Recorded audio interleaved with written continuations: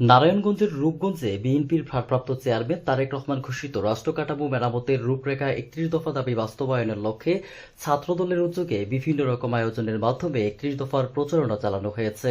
শুক্রবার বিকেলে উপজেলার সুরিয়াব এলাকায় রাষ্ট্র কাঠামো মেরামতের ৩১ দফা দাবি বাস্তবায়ন করতে জনমত গড়ে তুলতে প্রজেক্টরের মাধ্যমে ৩১ দফার প্রচারণা করা হয়েছে। এ সময় বিভিন্ন শ্রেণী পেশার মানুষের উপস্থিতিতে প্রজেক্টরের মাধ্যমে তারেক রহমান ঘোষিত রাষ্ট্র কাঠামো মেরামতের রূপরেখা ৩১ দফার প্রচারণা করা হয়। এ সময় উপস্থিত ছিলেন রূপগঞ্জ ইউনিয়ন ছাত্রদলের সাবেক সভাপতি আরিফ হাসান, সাবেক সাধারণ সম্পাদক শাহরিয়ার ওমর সাঈদ, সাবেক সহসভাপতি রবিউল ইসলাম রবি, শাকিল মাহমুদ, রিফাত ভুঁইয়া, জাহিদ, মাহফুজ সহ আরো অনেকে।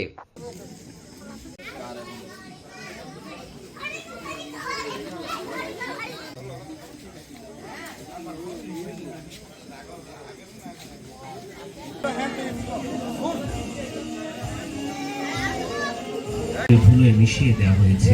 বিবিসি বাংলার সাথে ৪৪ মিনিটের সাক্ষাৎকারের শেষের দিকে এমনই মাকে রেখেছিলাম, সেই সুস্থ মা এখন সুস্থ নেই, শুধু অসুস্থই নন, ওনার উপরে মানুষ। কেটিভি বাংলা, বিশ্বের চোখে বাংলাদেশ।